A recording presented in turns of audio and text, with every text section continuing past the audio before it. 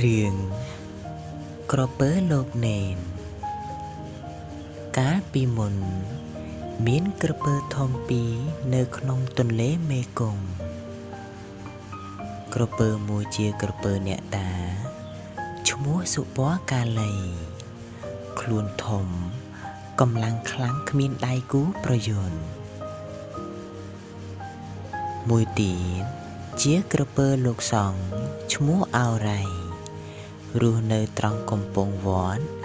មហាលៀបស្រុកកោះសុទិនអោរ៉ៃស្រឡាញ់លោកនេនមួយអង្គដែលតែងឲ្យចំណីវាស៊ីរាល់ថ្ងៃវាតែងចម្លងលោកនេន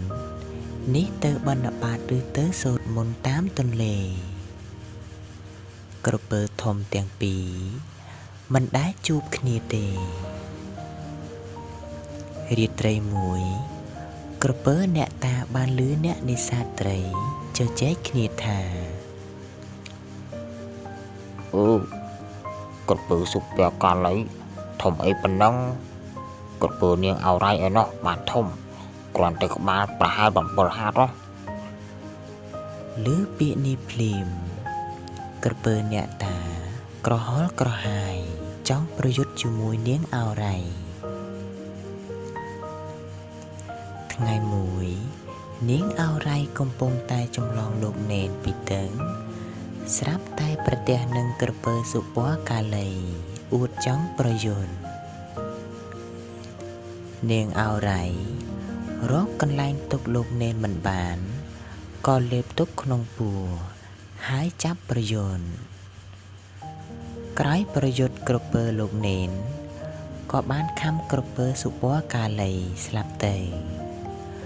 បន្ទាប់មកអោរ៉ៃក៏ខ្ជះលោកនេនចេញមកវិញប៉ុន្តែលោកសុគតបាត់ទៅហើយអោរ៉ៃនឹកស្ដាយស្រណោះអាឡោះអាឡៃស្ដាយក្រោយណានៅពេលដែលមហាជនធ្វើបុណ្យរំលាយសពលោកនាងអោរ៉ៃក៏បានវាចូលក្នុងភ្លើងឆេះស្លាប់ក្នុងពេលនោះទេគំនិតអប់រំពូកែខាងកាប់ចានាំឲ្យខ្លួនមានទោសកុំចង់បានផែនដីមួយដើម្បីរស់នៅតែម្នាក់ឯងការប្រើកំហឹងដោះស្រាយបញ្ហាតែងខាតបង់ទាំងសងខាង